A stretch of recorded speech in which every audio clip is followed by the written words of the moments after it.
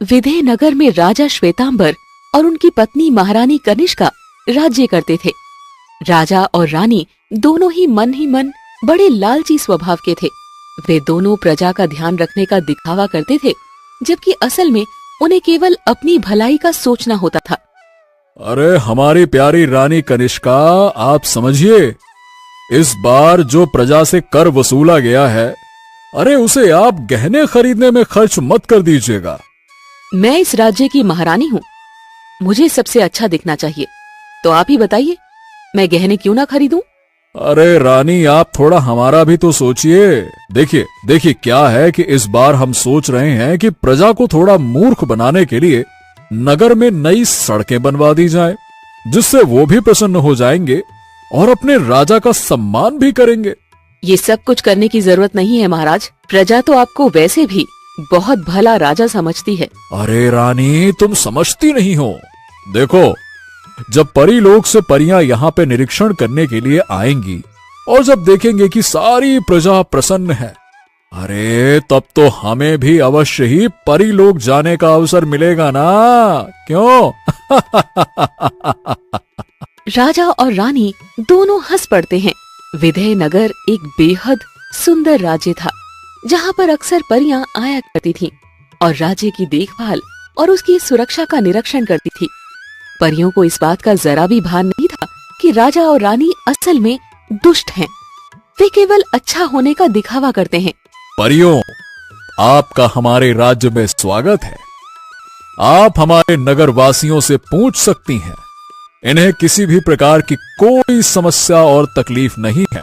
प्रजाजनों, आप ही बताइए, क्या राजा और रानी आपका ठीक तरह से ध्यान रखते हैं या नहीं?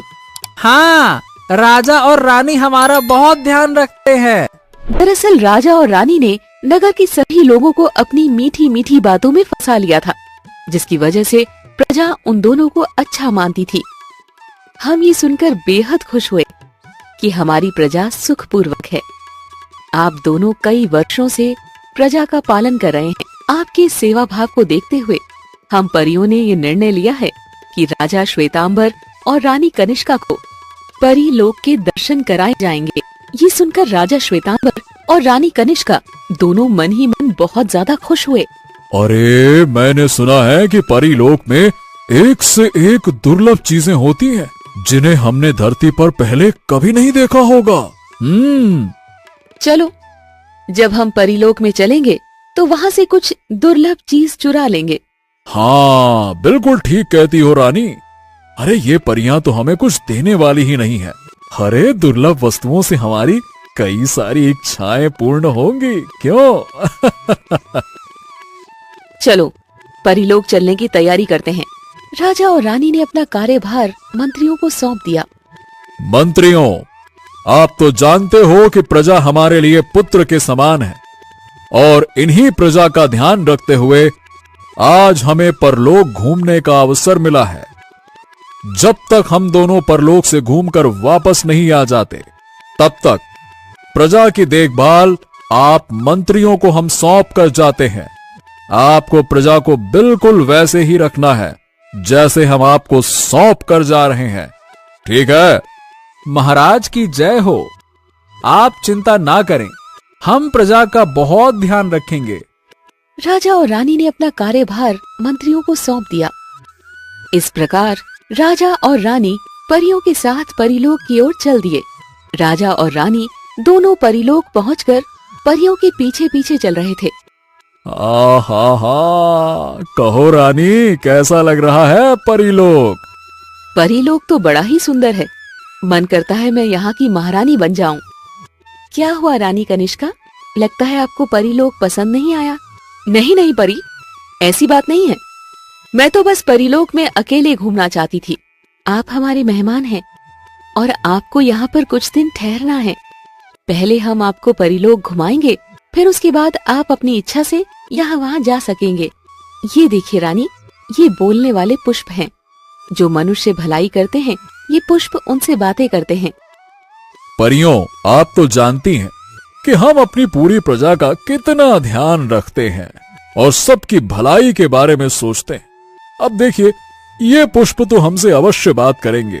चलो बात करके देखते हैं।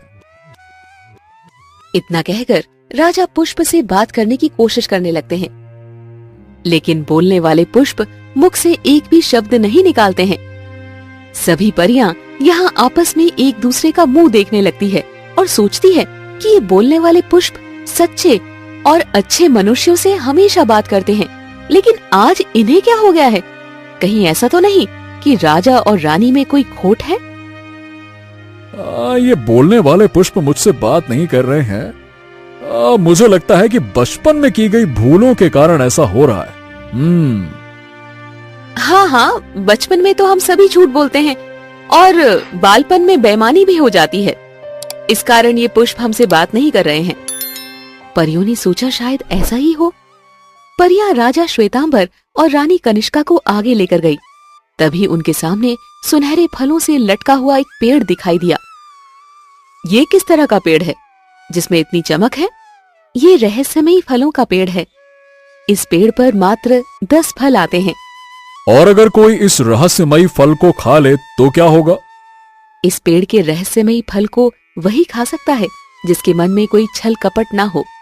जो भी इस रहस्यमयी फल को खाता है, उसके मुख से निकली हुई जो भी बात होती है वो सब सत्य हो जाती है। परी के मुंह से ये बात सुनकर राजा और रानी लालच से चहक उठे। अब हम इस रहस्यमयी फल को अपने घर लेकर जाएंगे। अरे पागल हो गई हो क्या?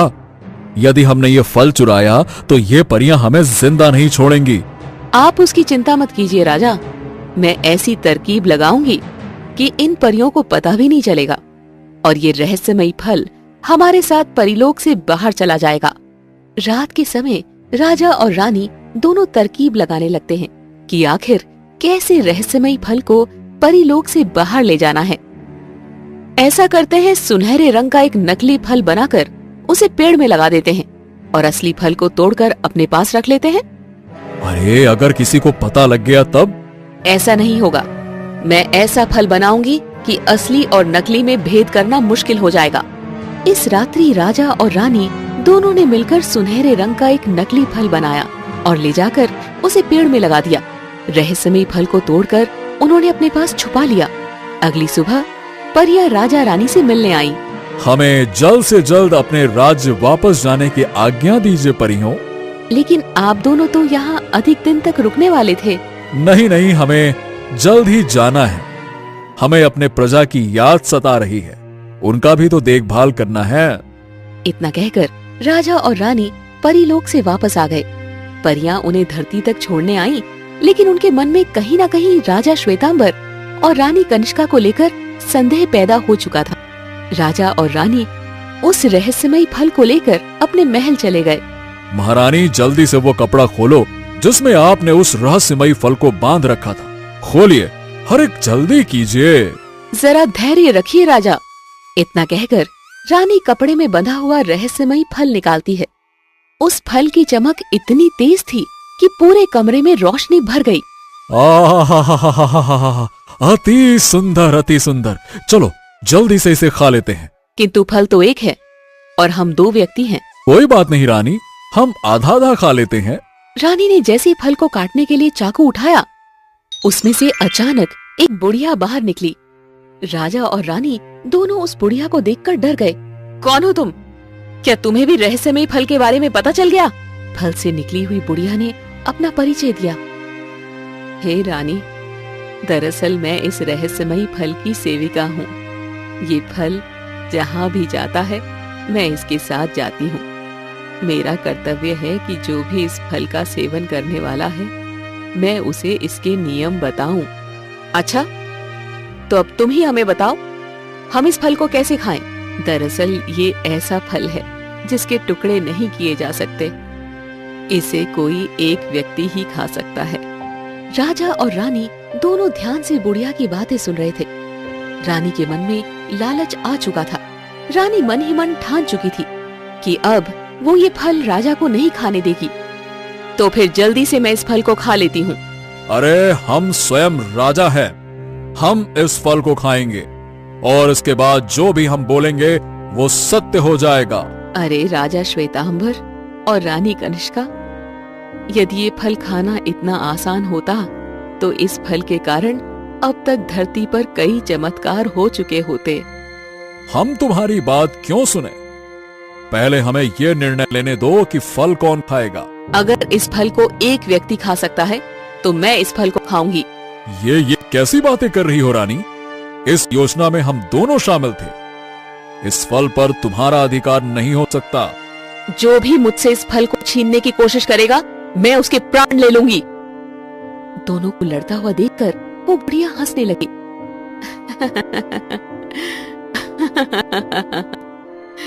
तुम दोनों को फल खाने का नियम तो पता नहीं है, लेकिन तुम दोनों की लड़ाई देखकर मुझे हंसी आ रही है। तुम दोनों लड़ाई करो, मैं तो चली। अरे नहीं नहीं, रुको, क्योंकि तुम्हारी सहायता के बिना हम इस फल से लाभ नहीं उठा सकेंगे। ठीक है, लड़ाई बंद करो। हाँ, मुझे ये निर्णय लेने दो कि तुम दोनों में से योग्य कौन है। तो क्या अब सब कुछ तुम पर निर्भर करता है? हाँ, मुझे ये वरदान प्राप्त है कि मेरी मर्जी और मेरी सहमति के बिना इस फल को कोई नहीं खा सकता। चलो ठीक है, ये बताओ कि तुम ये निर्णय कैसे करोगे? दरअसल व्यक्ति को इस योग्य बनना होगा कि वो इस फल का सेवन कर सके। तब तक ये फल मेरे पास रहेगा। कैसी योग्यता चाहिए? दरअसल इस फल को खाने का पहला नियम ये है कि व्यक्ति आत्मा से शुद्ध हो। वो कभी झूठ ना बोले, किसी को धोखा ना दे। राजा और रानी दोनों एक साथ बोलते हैं, किंतु हम आत्मा से शुद्ध नहीं हैं। हमने झूठ भी बोले हैं और प्रजा को धोखा भी दिया है। अब तुम ही बताओ, हम किस प्रकार से योग्य बन सकते हैं? मैं तुम दोनों को 3 महीने का समय देती हूँ। 3 महीने तक तुम दोनों में से जो भी व्यक्ति झूठ नहीं बोलेगा, कोई पाप नहीं करेगा अथवा किसी को धोखा नहीं देगा, मैं उसे ये फल दे दूंगी। मैं 3 महीने बाद वापस आऊंगी, लेकिन ध्यान रखना, मैं तुम दोनों को सदैव देख रही हूँ। इतना कहकर वो बुढ़िया फल लेकर अदृश्य हो जाती है। राजा और रानी दोनों कहते हैं, ये किस प्रकार का कार्य देकर चली गई? हाँ, केवल 3 महीने की बात है। 3 महीने तक हमें डटे रहना चाहिए। रानी मन ही मन सोचती है, इस रहस्यमयी फल का उपयोग केवल एक व्यक्ति ही कर सकता है। यदि मैं राजा को इस प्रतियोगिता में जीतने ना दूं और अयोग्य साबित कर दूं, तो बुढ़िया वो फल मुझे दे देगी। मुझे पता है कि यह कठिन होगा, किंतु मैं प्रण लेता हूं कि अगले 3 महीने तक मैं ना ही झूठ बोलूंगा और ना ही किसी को धोखा दूंगा और कोई पाप नहीं करूंगा। हाँ हाँ, मैं भी ऐसे ही करूंगी, और देख लेना, रहस्यमयी फल तो मुझे ही प्राप्त होगा। 3 महीने तक राजा पूरा प्रयास करते हैं कि वो झूठ ना बोले, किसी को धोखा ना दे। इधर रानी भी राजा को उनके प्रण पूरा करने से रोकने के लिए तरह तरह के प्रयास करती है। रानी कनिष्का बार बार राजा से प्रश्न पूछती ताकि वो किसी भी प्रकार से अपने मार्ग से हट जाएं और झूठ बोले अथवा उनके मन में पाप आ जाए। हाँ, आज मेरे उस प्रण को 1 महीना पूरा हो चुका है। पिछले 1 महीने से मैं लगातार सत्य बोल रहा हूँ। मेरे मन में कोई पाप नहीं है। मैं अवश्य ही अच्छा महसूस कर रहा हूँ। हाँ, मैंने भी पिछले 1 महीने से कोई पाप नहीं किया है और ना ही झूठ बोला है। चलिए छोड़िए ये प्रतियोगिता। रहस्यमयी फल आपको मिले या मुझे, लाभ तो हम दोनों उठाएंगे। हाँ अवश्य रानी, किंतु हम स्वयं को योग्य साबित करके रहेंगे। रानी अपनी बातों से पूरा प्रयास करती है कि राजा किसी न किसी बात पर झूठ बोले, किंतु राजा अधिक चतुर होते हैं और इस प्रकार राजा 2 महीने तक अपनी आत्मा को शुद्ध करते हुए खुशी खुशी बिता लेते हैं। जैसे जैसे समय पास आ रहा था, रानी को चिंता होने लगी कि कहीं राजा इस प्रतियोगिता में जीत जाएंगे तो रहस्यमयी फल का लाभ उन्हें मिलेगा। एक दिन राजा बगीचे में टहल रहे थे, तभी एक मंत्री उनके पास आया। महाराज की जय हो। महाराज, महाराज जल्दी से राजभवन चलिए। क्या हुआ मंत्री जी, आप इतने परेशान क्यों हैं? दरअसल राजभवन में एक साधु पधारे हैं और उनका कहना है कि आप इस राज्य के राजा बनने योग्य हैं ही नहीं। क्या? साधु ऐसा कैसे कह सकते हैं? क्योंकि मैं तो सदैव प्रजा का ध्यान रखता हूँ। महाराज, आप स्वयं ही उनसे पूछ लीजिए। राजा और मंत्री दोनों एक साथ राजभवन पहुँचे। दरबार सजा हुआ है और वहाँ पर ढेर सारी प्रजा है। हे राजा श्वेतांबर, मुझे पता चला है कि आप एक अच्छे और योग्य राजा नहीं हैं। आपने कई बार अपनी प्रजा से झूठ बोला है और उन्हें धोखा दिया है। राजा मन ही मन सोचता है, हाँ, ये बात तो सत्य है, लेकिन ये भरी प्रजा के सामने मैं कैसे इस बात को स्वीकार करूं? यदि ऐसा नहीं है तो आप सबके सामने ये बात स्वीकार कीजिए कि आज तक आपके मन में अपने प्रजा को लेकर कभी कोई गलत भावना नहीं आई। मैं भी आपकी प्रजा हूं और आपके कारण मुझे कष्ट हुआ है। अब आपको क्या कष्ट हुआ है साधु महात्मा? आपके नगर में नगरवासी बिना भोजन के सो रहे हैं और आप यहां महलों में। आपकी रानी सोने और चांदी के जेवरों से लदी हुई है, जबकि प्रजा रोटी रोटी को तरस रही है। किंतु राजा ने मन ही मन सोचा कि मैं साधु को कोई सफाई देने के योग्य नहीं हूँ, क्योंकि मेरे भोग विलास के कारण मेरी प्रजा को भोजन नहीं मिल पा रहा है और वे गरीबी में जी रहे हैं। साधु महात्मा, यह सत्य है कि मेरे भोग विलास के कारण मेरी प्रजा को कष्ट उठाना पड़ा और मैं एक योग्य राजा नहीं हूं। प्रजा के सुख से अधिक मैंने अपने भोग विलास पर ध्यान दिया। यदि प्रजा को लगता है कि मैं योग्य नहीं हूं तो मैं अभी ये राज्य त्याग दूंगा। किंतु मैं एक बात कहना चाहता हूं कि मैं आज के बाद से अपना भोग विलास त्याग कर जो भी करूंगा वो सब कुछ प्रजा के सुख के लिए करूंगा। मेरे राज्य में कोई भी भूखा नहीं सोएगा। यदि इसके बाद भी आपको लगता है कि मैं आपका राजा बनने योग्य नहीं हूं तो फिर हमें आप राजगद्दी से हटा सकते हैं। नहीं नहीं नहीं महाराज, नहीं नहीं, ऐसा मत कहिए। बहुत कम ऐसे राजा हुए हैं जो भरी प्रजा के सामने अपनी गलती स्वीकार करते हैं। मैं तो बस आपकी परीक्षा लेने आया था। मेरी इस परीक्षा में आप सफल हुए। आप सचमुच विदेह नगर के सबसे अच्छे राजा। इन सब घटनाओं ने राजा के अंदर बहुत अधिक परिवर्तन ला दिया। राजा अब रहस्यमयी फल के विषय में भूल चुके थे और उन्होंने सच्चाई और ईमानदारी का रास्ता चुन लिया। उधर रानी रहस्यमयी फल को लेकर परेशान थी। इस साधु को राजभवन में बुलाने का कोई फायदा नहीं हुआ। मैंने सोचा था कि भला इतनी प्रजा के सामने राजा अपनी गलती क्यों मानेंगे, लेकिन उन्होंने सबके सामने अपनी गलतियों को स्वीकार कर लिया। 3 महीने होने में कुछ ही दिन बचे हैं।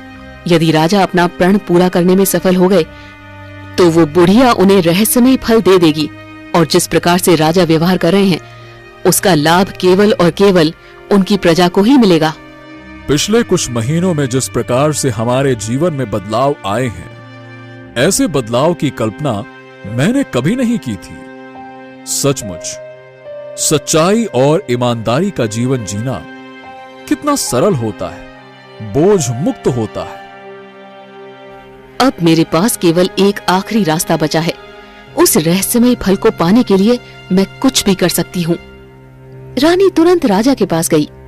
अभी भी समय है राजा, आप अपना प्रण त्याग दीजिए, क्योंकि मैं उस रहस्यमय फल को आपको नहीं लेने दूंगी। रानी, मुझे अब किसी भी प्रकार का लालच नहीं है। मैं जैसा जीवन जी रहा हूं मुझे ये पसंद है और मैं ऐसा ही जीवन आगे भी जीऊंगा।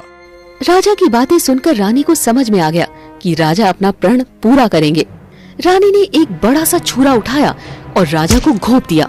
राजा वहीं पर मृत्यु को प्राप्त हो गए। इस घटना के घटित होते ही बुढ़िया, जो रहस्यमयी फल की सेविका थी, वहाँ पर आ गई।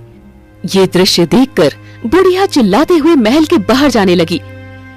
राजा की हत्या हो गई, राजा की हत्या हो गई। ये तुमने क्या किया रानी? अपने पति की हत्या कर दी। रानी ने छुरा उठाकर उस बुढ़िया की भी हत्या कर दी। रानी अब खुशी के मारे पागल हो चुकी थी। वो जानती थी कि रहस्यमय फल खाने के बाद उसकी शक्तियाँ दुगनी हो जाएगी और वो जो कुछ भी बोलेगी वो सत्य हो जाएगा। उधर परीलोक में सबको पता चल गया कि 10 रहस्यमय फलों में से एक फल गायब हो चुका है। नकली फल के बारे में परियों को पता लग गया। मुझे राजा श्वेतांबर और रानी कनिष्का पर पहले से संदेह था। ऐसी गलत हरकत वो दोनों ही कर सकते हैं। हमें तुरंत उसके राज्य की ओर चलना चाहिए, कहीं वो कोई अनर्थ ना कर दे। सभी परियां वैदेही नगर आ गई और रानी कनिष्का के कमरे में जा पहुंची। अब मैं इस फल को तुरंत खा लेती हूँ, इससे पहले कि कोई और बाधा आए। ये अवसर मेरे हाथ से जाना नहीं चाहिए। रुक जाओ दुष्ट रानी, मैं तुम्हें इस अवसर का लाभ नहीं उठाने दूंगी। अब तुम मेरा कुछ नहीं बिगाड़ सकती। एक बार मैं अपनी योजना में सफल हो जाऊं, फिर मैं तुम सबका अंत कर दूंगी। सच्चे और अच्छे लोगों का अंत कभी नहीं होता रानी। इस लड़ाई में तुम अवश्य हार जाओगी। इतना कहकर परी ने उस रहस्यमयी फल को अपने हाथों में ले लिया। ये देखते ही रानी ने गुस्से में तलवार चलाई और परी से वो फल छीन लिया। जल्दी से इस फल को खा लेती हूँ। रानी ने जल्दी से वो रहस्यमयी फल खा लिया। परियां ये देखकर घबरा गई कि अब रानी सब कुछ तबाह कर देगी। रानी ने रहस्यमयी फल को खा लिया है, अब इस राज्य को बर्बाद होने से कोई नहीं बचा सकता। वो फल खाकर रानी बेहोश हो चुकी थी। लेकिन ये क्या, रानी फल खाकर बेहोश हो चुकी है? सबकी शक्तियाँ दुगनी होती है, लेकिन रानी तो बिल्कुल असहाय हो गई है। तभी वहाँ पर मुख्य परी आती है। सभी परियां मुख्य परी को प्रणाम करती है। देखिए मुख्य परी, रहस्यमयी फल को खाकर इस रानी को क्या हो गया है? दरअसल इस रहस्यमयी फल का असर केवल उनके ऊपर होता है जो मन के सच्चे और भले होते हैं, जिन्होंने कभी बुरे कर्म नहीं किए होते हैं। ये रानी अब कभी नहीं उठ सकेगी, क्योंकि रहस्यमयी फल को खाकर अब इसकी सारी शक्तियाँ खत्म हो चुकी हैं। रहस्यमयी फल हमेशा भले लोगों का साथ देता है, ना कि बुरे लोगों का। सभी परियां यहाँ वहाँ पर खड़ी थीं। तभी रानी की आंखें खुली, लेकिन उसके हाथ पैरों ने काम करना बंद कर दिया था। वो बिल्कुल असहाय थी। रानी ने अपना सारा ध्यान राजा को हराने में लगाया। यदि रानी स्वयं प्रयास करती कि उसकी आत्मा शुद्ध हो जाए और सच्चाई से इस प्रतियोगिता को जीतने का प्रयास करती, तो शायद आज रहस्यमयी फल का लाभ उसे मिलता। किंतु इस पागल रानी ने राजा की भी हत्या कर दी और रहस्यमयी फल की सेविका भी बिना किसी गलती के मारी गई। बुरे कर्मों का नतीजा हमेशा बुरा होता है। सच्चे और अच्छे लोगों को परेशान करना, बेईमानी करना मनुष्य का कर्म नहीं है। हे रानी, लालचवश तुमने राजा की हत्या की, उस बुढ़िया की हत्या कर दी और जीवन भर प्रजा के साथ बेईमानी की। अब तुम इसका दंड भोगो। इतना कहकर परियां वहाँ से अंतर्ध्यान हो गई और रानी वहाँ पर असहाय स्थिति में पड़ी रही। रानी मन ही मन सोच रही थी कि एक छोटे से लालच ने उसका पूरा जीवन तबाह कर दिया। बेहतर होता यदि वो सच्चाई का रास्ता अपना लेती, ना कि रहस्यमयी फल के विषय में सोचती।